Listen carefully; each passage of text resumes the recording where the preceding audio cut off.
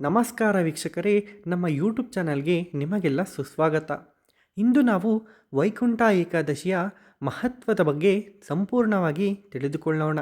ಅದಕ್ಕೂ ಮೊದಲು ನಮ್ಮ ಯೂಟ್ಯೂಬ್ ಚಾನಲನ್ನು ಸಬ್ಸ್ಕ್ರೈಬ್ ಮಾಡಿಕೊಳ್ಳಿ, ಹಾಗೆಯೇ ಪಕ್ಕದಲ್ಲೇ ಕಾಣುತ್ತಿರುವ ಬೆಲ್ಲೈಕನನ್ನು ಕ್ಲಿಕ್ ಮಾಡಿ. ಪದ್ಮಪುರಾಣದ ದಂತಕಥೆಯೊಂದರಲ್ಲಿ ವೈಕುಂಠ ಏಕಾದಶಿಯ ಮೂಲದ ಬಗ್ಗೆ ಉಲ್ಲೇಖಿಸಲಾಗಿದೆ. ಒಮ್ಮೆ ಮುರಾಸುರ ಎಂಬ ಅಸುರನಿದ್ದನು. ಅವನು ಬ್ರಹ್ಮನಿಂದ ಪಡೆದ ವರದಿಂದಾಗಿ ದೇವತೆಗಳಿಗೆ ದುಸ್ವಪ್ನವಾಗಿದ್ದನು. ದೇವತೆಗಳು ವಿಷ್ಣುವನ್ನು ಸಹಾಯವನ್ನು ಕೋರಿದರು. ಅವನು ಯುದ್ಧದಲ್ಲಿ ಅಸುರನ ವಿರುದ್ಧ ಹೋರಾಡಿದನು, ಆದರೆ ಅವನನ್ನು ಸೋಲಿಸಲು ಸಾಧ್ಯವಾಗಲಿಲ್ಲ. ಅವನು ಬದರಿಕಾಶ್ರಮದ ಸಮೀಪದಲ್ಲಿರುವ ಸಿಂಹವತಿ ಎಂಬ ಗುಹೆಗೆ ಪ್ರಯಾಣವನ್ನು ಬೆಳೆಸಿದನು. ಅಲ್ಲಿ ಮುರಾಸುರನು ಅವನನ್ನು ಬೆನ್ನಟ್ಟಿದನು. ಅಲ್ಲಿ ವಿಷ್ಣು ತನ್ನ ದೈವಿಕ ಶಕ್ತಿಯಿಂದ ಸೃಷ್ಟಿಸಲ್ಪಟ್ಟ ದೇವತೆಯಾದ ಯೋಗಮಾಯಳನ್ನು ಕರೆದನು. ಅವಳು ಅಸುರನನ್ನು ಕೊಂದಳು. ಸಂತೋಷಗೊಂಡ ವಿಷ್ಣು ದೇವತೆಗೆ ಏಕಾದಶಿ ಎಂಬ ವಿಶೇಷಣವನ್ನು ಅರ್ಪಿಸಿದನು ಮತ್ತು ಅವಳು ಭೂಮಿಯ ಎಲ್ಲ ಜನರ ಪಾಪಗಳನ್ನು ನಾಶ ಮಾಡಲು ಸಮರ್ಥಳಾಗಿದ್ದಾಳೆ ಎಂದು ಘೋಷಿಸಿದನು. ವೈಷ್ಣವ ಸಂಪ್ರದಾಯದಲ್ಲಿ ಈ ಸಂದರ್ಭದಲ್ಲಿ ಉಪವಾಸವನ್ನು ಆಚರಿಸುವ ಮತ್ತು ಏಕಾದಶಿಯನ್ನು ಪೂಜಿಸುವ ಎಲ್ಲರೂ ವೈಕುಂಠವನ್ನು ತಲುಪುತ್ತಾರೆ ಎಂದು ನಂಬಲಾಗಿದೆ. ಹೀಗೆ ಮೊದಲ ಏಕಾದಶಿ ಅಸ್ತಿತ್ವಕ್ಕೆ ಬಂದಿತು. ಅದು ಧನುರ್ಮಾಸ ಶುಕ್ಲಪಕ್ಷ ಏಕಾದಶಿಯಾಗಿತ್ತು.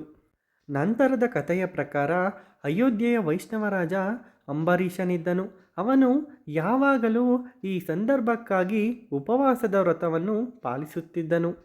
ಒಮ್ಮೆ ಈ ಸಂದರ್ಭಕ್ಕಾಗಿ 3 ದಿನಗಳ ಉಪವಾಸದ ನಂತರ ಅವನು ತನ್ನ ಉಪವಾಸವನ್ನು ಮುರಿಯಲು ಹೊರಟಿದ್ದಾಗ ದುರ್ವಾಸ ಋಷಿಯು ತನ್ನ ನಗರದ ದ್ವಾರಗಳಲ್ಲಿ ಕಾಣಿಸಿಕೊಂಡನು. ರಾಜನು ಋಷಿಯನ್ನು ಗೌರವದಿಂದ ಬರಮಾಡಿಕೊಂಡು ಅವನಿಗೆ ಊಟವನ್ನು ಅರ್ಪಿಸಿದನು. ಅದನ್ನು ಅವನು ಸ್ವೀಕರಿಸಿದನು. ಆದರೆ ಮೊದಲು ತನ್ನ ಧಾರ್ಮಿಕ ಶುದ್ಧೀಕರಣವನ್ನು ಮಾಡಲು ಹೋದನು. ಅಂಬರೀಷನು ಬಹಳ ಸಮಯ ಕಾಯುತ್ತಿದ್ದರೂ ಋಷಿ ಹಿಂತಿರುಗಲಿಲ್ಲ ಮತ್ತು ಅವನ ಉಪವಾಸವನ್ನು ಮುರಿಯುವ ಶುಭ ಕ್ಷಣವು ಸಮೀಪಿಸಿತು. ಅವನು ಒಂದು ಸಂದಿಗ್ಧತೆಯನ್ನು ಎದುರಿಸಿದನು. ದಿನ ಮುಗಿಯುವ ಮೊದಲು ಅವನು ತನ್ನ ಉಪವಾಸವನ್ನು ಮುರಿಯದಿದ್ದಲ್ಲಿ ಅವನ ಉಪವಾಸದ ಕ್ರಿಯೆಯು ಫಲ ನೀಡುವುದಿಲ್ಲ. ಆದಾಗ್ಯೂ ದುರ್ವಾಸ ಹಿಂದಿರುಗುವಾಗ ಮೊದಲು ಅವನು ಒಂದು ತುತ್ತು ಆಹಾರವನ್ನು ತಿಂದರೆ ಅದನ್ನು ಅಗೌರವವೆಂದು ಪರಿಗಣಿಸಲಾಗುತ್ತಿತ್ತು.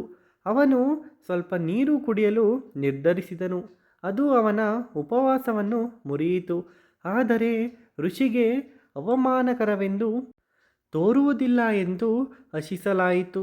ದುರ್ವಾಸನು ಹಿಂತಿರುಗಿದಾಗ ಕೋಪಗೊಂಡನು ಮತ್ತು ಅವನ ತಲೆಯ ಕೂದಲಿನ ಗುಂಪನ್ನು ಹರಿದು ಹಾಕಿದನು. ಅದನ್ನು ರಾಜನ ಮೇಲೆ ದಾಳಿ ಮಾಡಲು ಕಳುಹಿಸಲಾಯಿತು. ವಿಷ್ಣುವಿನ ಸುದರ್ಶನ ಚಕ್ರವು ಮಧ್ಯಪ್ರವೇಶಿಸಿದ ನಂತರ ಮುನಿಯನ್ನು ಬೆನ್ನಟ್ಟಿತು. ದುರ್ವಾಸನು ಬ್ರಹ್ಮ ಮತ್ತು ಶಿವನ ರಕ್ಷಣೆ ಪಡೆಯಲು ಪ್ರಯತ್ನಿಸುತ್ತಾ ಓಡಿಹೋದನು. ಆದರೆ ಇಬ್ಬರೂ ದೇವತೆಗಳು ಅವನಿಗೆ ಆಶ್ರಯ ನೀಡಲು ನಿರಾಕರಿಸಿದರು.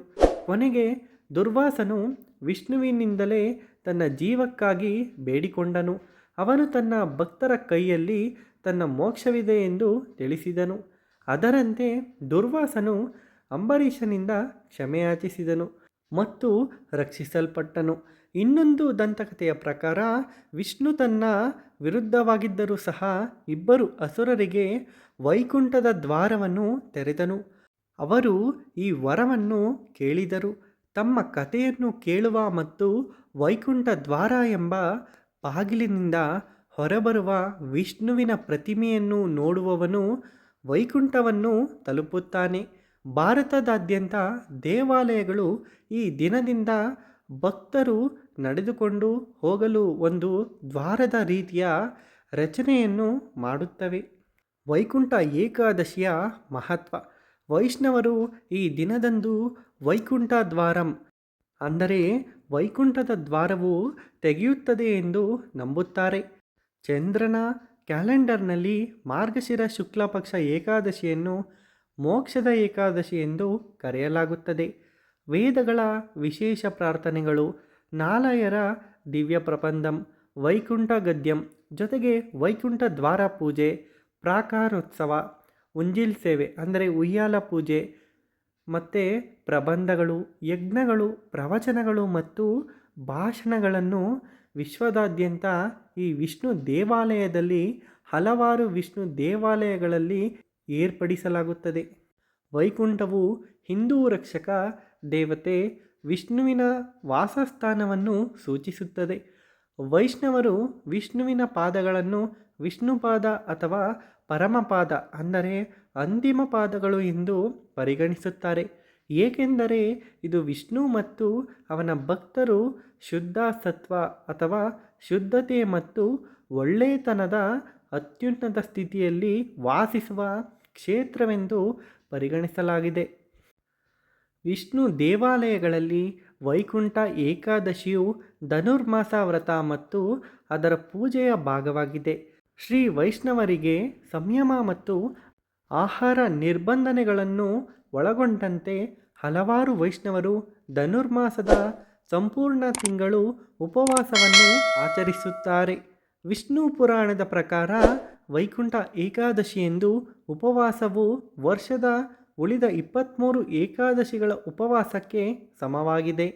ಆದಾಗ್ಯೂ ವೈಷ್ಣವ ಸಂಪ್ರದಾಯದ ಪ್ರಕಾರ ಶುಕ್ಲ ಪಕ್ಷ ಮತ್ತು ಕೃಷ್ಣ ಪಕ್ಷ ಎರಡರ ಎಲ್ಲ ಏಕಾದಶಿಗಳಲ್ಲಿ ಉಪವಾಸವು ಕಡ್ಡಾಯವಾಗಿದೆ.